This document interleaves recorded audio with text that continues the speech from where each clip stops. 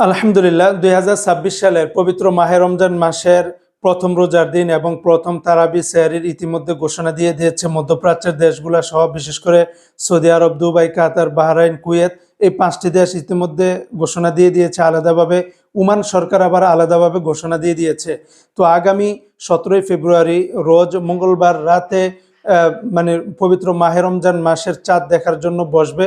ইতিমধ্যে তারা ঘোষণা দিয়ে দিয়েছে এবং চাঁদ দেখতে পারবে 100% এরকম একটি সম্ভাবনা রয়েছে। তো সেক্ষেত্রে যদি চাঁদ দেখা হয়েই যায় তাহলে মঙ্গলবার রাতে হবে প্রথম তারাবি, আর বুধবারে হবে প্রথম রোজা সৌদি আরব, দুবাই, কাতার, বাহরাইন, কুয়েত, এই 5টি দেশে। তবে এর বিপরীতে আবার ওমান সরকার ইতিমধ্যে ডাইরেক্টলি ঘোষণা দিয়ে দিয়েছে যে বুধবারে প্রথম রোজা হবে না, যেহেতু মঙ্গলবারে ওমানের চাঁদ দেখা কোনোভাবেই যাবে না। আর তাহলে বুধবার রাতে চাঁদ দেখবে ওমান এবং বৃহস্পতিবারে প্রথম রোজা হবে, অর্থাৎ 19শে ফেব্রুয়ারি হবে ওমানের প্রথম রোজা। আর সৌদি আরব সহকারে আরব দেশের অন্যান্য দেশগুলোতে হবে 18ই ফেব্রুয়ারি প্রথম রোজা।